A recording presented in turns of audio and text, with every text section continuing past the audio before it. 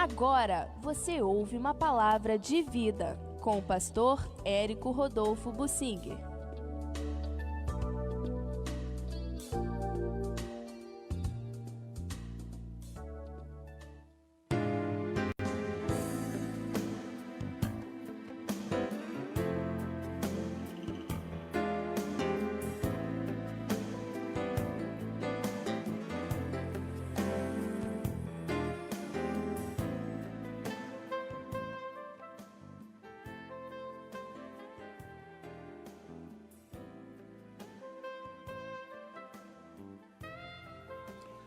A revelação de Deus com poder traz responsabilização para quem recebe. E a revelação de Deus traz embutida nela um poder grande de Deus para impressionar mais as pessoas. Quanto mais poder a revelação de Deus traz, é porque a pessoa precisa mais e vai ser mais responsabilizada por isso. Eu quero citar o caso do profeta Ezequiel.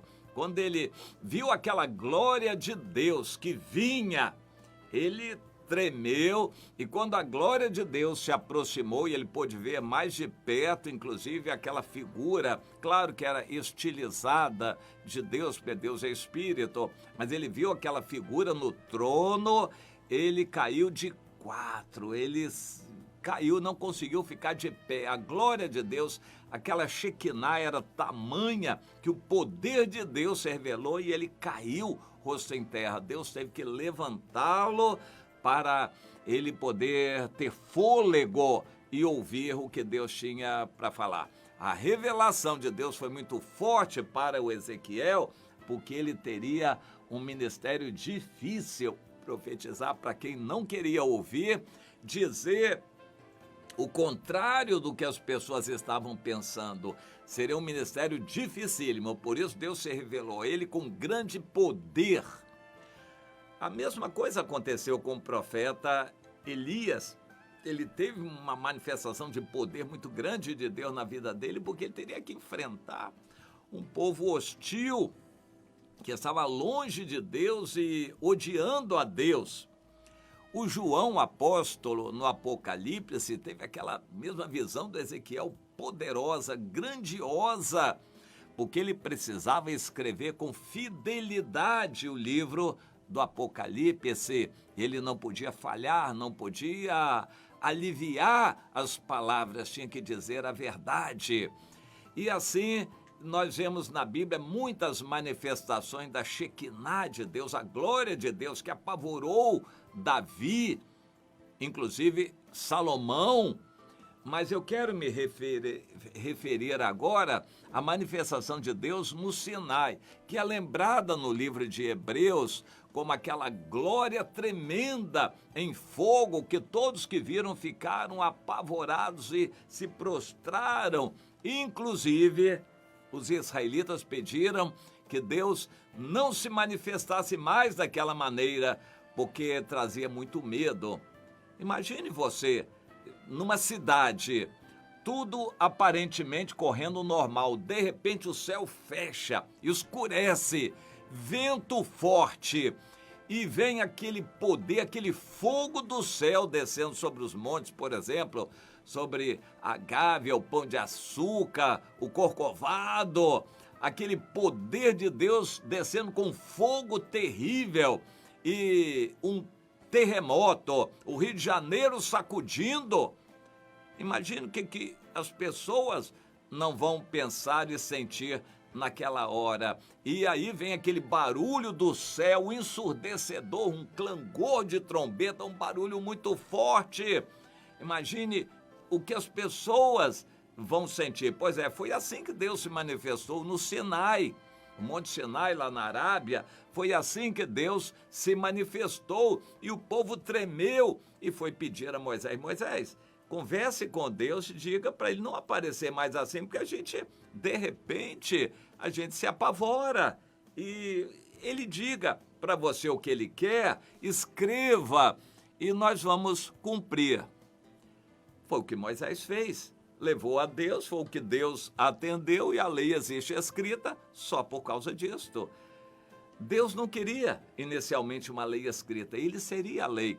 Hoje, na época do Novo Testamento, a lei não é escrita para nós, ela está gravada dentro de nós pelo Espírito Santo. Quem vai dizer o que está certo e errado não é o texto literal do Antigo Testamento, é o Espírito Santo dentro de nós que testifica o que é certo e errado. É uma lei gravada dentro de nós pelo Espírito Santo, que é o próprio Deus. E o cumprimento dessa lei é quando conseguimos vencer nossas barreiras internas, nossas tendências ao pecado e conseguimos produzir o fruto do Espírito e amamos. Quando conseguimos amar as pessoas, estamos cumprindo a lei. Quando conseguimos amar as pessoas, estamos cumprindo a lei. O amor é o cumprimento da lei. Nós não precisamos de uma lei escrita, como o povo de Israel pediu. Nós temos a lei gravada em nosso coração. Aí alguém vai dizer, então eu posso rasgar o Antigo Testamento? Claro que não.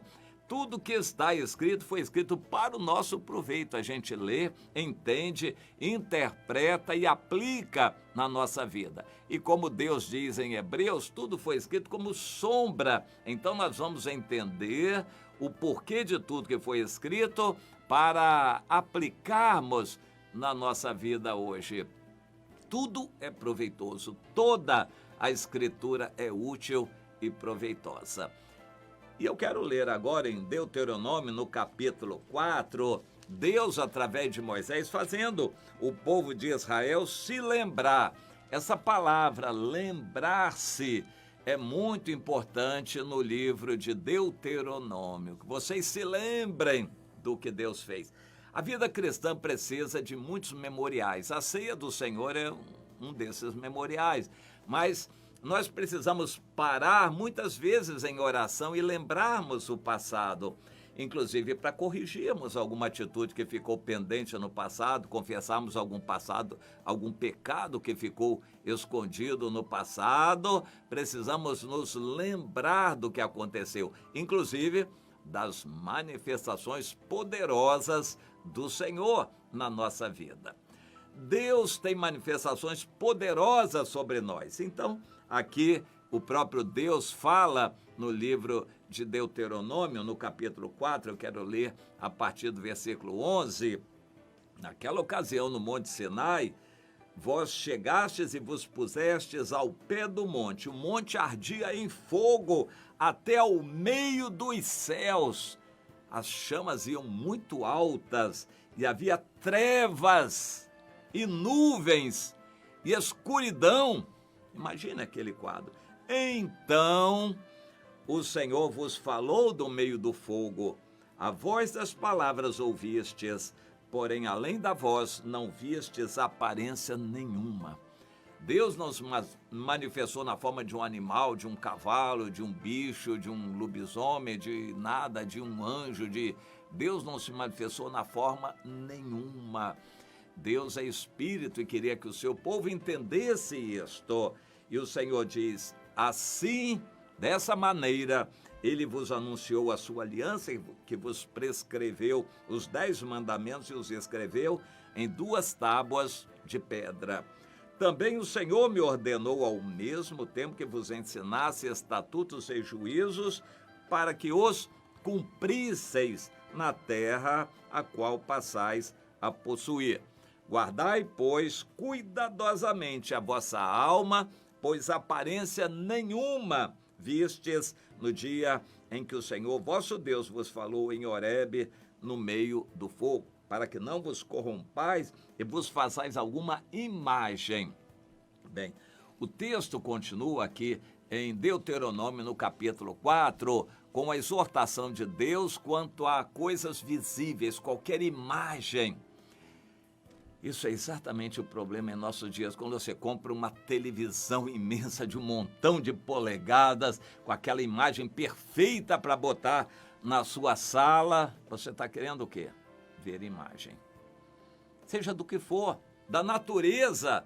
Existem canais da internet incríveis com fotos da natureza, algo que nos absorve. É lindo aquilo, você vê certos destaques da natureza, a gente fica encantado e você às vezes é levado a idolatrar a natureza vendo aquelas imagens. Às vezes são pessoas, manifestações, monumentos bonitos, coisas lindas, e você é levado a se distrair na sua vida espiritual com imagens.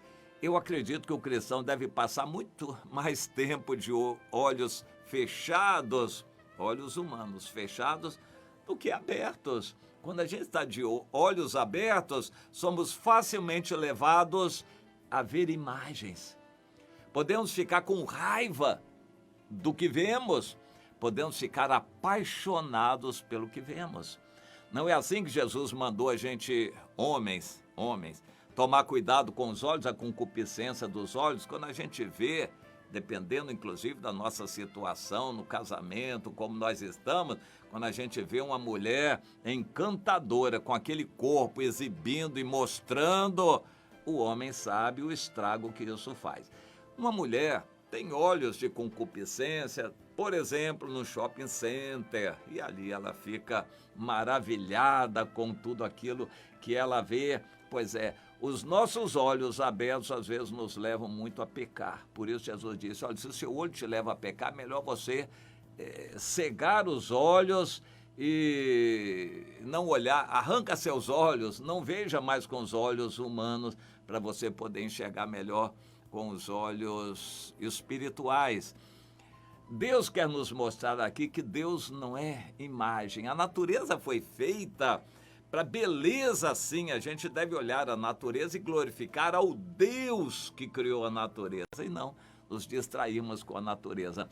Mas há pessoas que gostam de um prato de comida, aquela imagem de um prato de comida, a imagem de algo bonito numa viagem, fotos lindas e reportagens e coisas que nossos olhos gostam de ver. Cuidado, cuidado, os olhos são enganadores e depois eles trazem para o coração, que é mais enganoso ainda, imagens que nos afastam de Deus. Você já imaginou como certas imagens, certos quadros que você assiste, coisas que você vê, aquilo impressiona você? É por isso que a gente recomenda que quando um crente for dormir, nunca, para começar, nem bote televisão no seu quarto. Melhor que nem veja televisão, nem tenha televisão. Mas se tiver, que fique em outro lugar, mas não no seu quarto. Não vá dormir vendo televisão. Vá dormir lendo a Bíblia, orando, fechando seus olhos para ver Deus em espírito, mas jamais com o olho no celular ou na televisão. Não vá dormir com a sua mente cheia de imagens daquilo que é criação ou que é pecaminoso.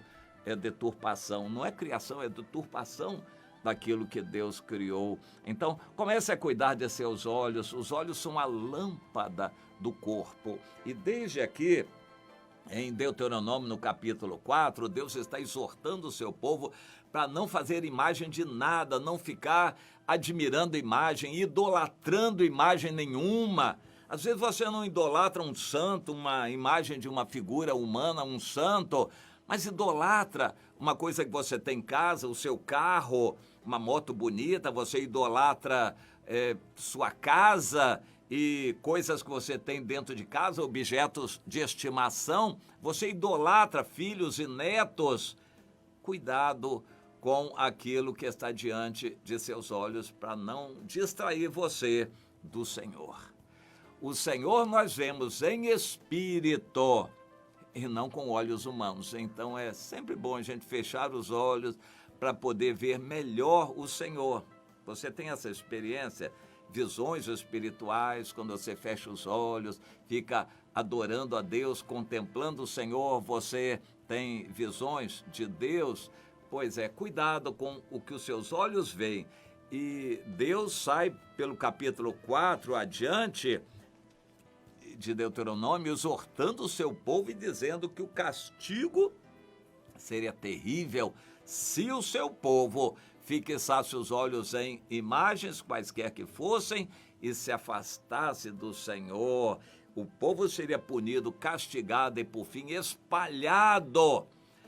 Hoje, crentes gostam de imagens, um templo bonito, um show lá na frente, cantores, celebridades, pastores, pregadores que pregam de forma bonita aquilo que o povo quer ouvir, pregadores de ilusões. O povo evangélico gosta de idolatrar ajuntamentos, reuniões e shows, e hoje as coisas estão descambando para esse lado. E igrejas em que seus templos são pintados de preto, a luz apagada, e holofotes, e fumaça, e shows, e sons, para fazer um quadro bonito para ser filmado. Imagens, tudo isso é perigoso. Deus não quer que vivamos de imagem. Até mesmo uma igreja toda ornamentada, pintada, cheia de vitrais e vitrôs e desenhos e coisas, e dizeres e quadros e coisas. Tudo isso pode nos afastar de Deus. Deus é espírito. Importa que os seus adoradores o adorem em espírito e em verdade. Deus falou isso em Deuteronômio 4. Jesus repetiu isso em João 4 para a mulher samaritana. Deus é espírito. Cuidado, meu irmão, para não ser levado pelos seus olhos. Cuidado com a tecnologia moderna que faz coisas lindas aparecerem na tela do nosso computador, do celular ou da televisão de um montão de polegadas. Cuidado, tudo isso é enganoso. Ilusão, um mundo de ilusão que pode ser visto com os olhos são facilmente atraídos, hipnotizados, onde Satanás trabalha bastante. Mas fecha um pouco os olhos para você ver a beleza de Deus, contemplar a majestade de Deus, a beleza da santidade de Deus. Dificilmente você vai ver isso de olhos abertos. Cuidado com o que os seus olhos veem, meu irmão, minha irmã.